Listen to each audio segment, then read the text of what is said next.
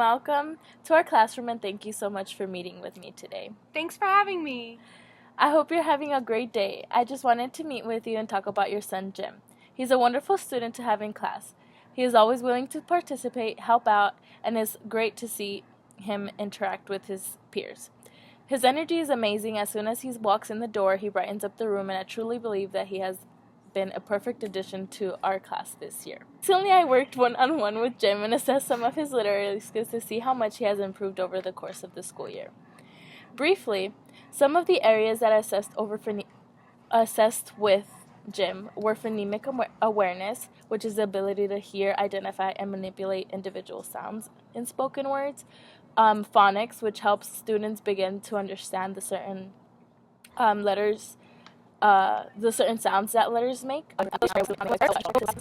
For example, the first letter or the last letter and vice versa, and what that word sounds. So naturally, after seeing those results, I wanted to test Jim's fluency and comprehension.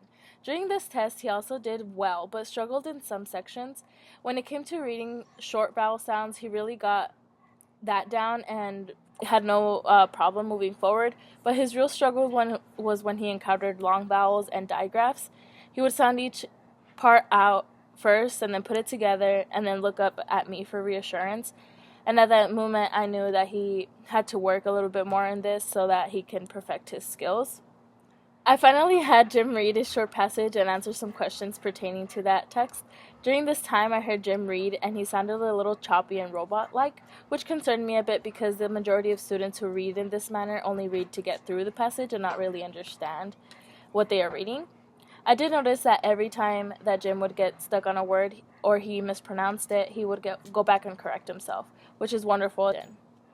At the conclusion of the text, Jim was able to correctly answer the questions that pertain to the text, also something that not many students do when they read in this manner, because if they're reading choppy or robot-like, they don't really understand what they're reading. But Jim was pretty sure about his answers, and he had no trouble answering this question. Good to hear that he's doing well and is working to better himself. Is there anything that we can do at home in order to help him with these areas? Yes, definitely. I would suggest to read with him at home whenever it's possible. Start off with one book to let him get used to it, read it over and over again. This will help him with his fluency skills. You can first read the book to him and then read with him and then have him read it back to you.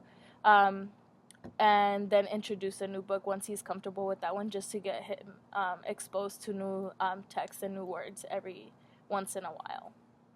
Okay, thank you. I'll let my husband know so we can work on that at home with him. Awesome. I will also be working with Jim in the classroom in order to improve his skills and abilities of identifying long vowels and digraphs. I'll work with him for at least 40 minutes a week, giving him long vowel word sorts and digraph word sorts, where he would have to place words that I give him that have long vowels. Like, for example, if there's words in there with long A sounds or long E vowel sounds, he would place them under the correct category, and the same sort of stuff with digraph sorts. I also want to expose him to new texts that have long vowel words, so he'll able to read a little bit more fluently. So I'll work with him in reading new text also in the classroom, and once we work in the same way that you will work at home with him, I'll have him read in front of the class to his peers. That way his peers can get exposure to this new text as well. Okay, I think that's great. Do you have any questions for me at this time? Not that I can think of. Great. Well, it was very nice to meet you today. Thank you once again for coming in and giving me your time.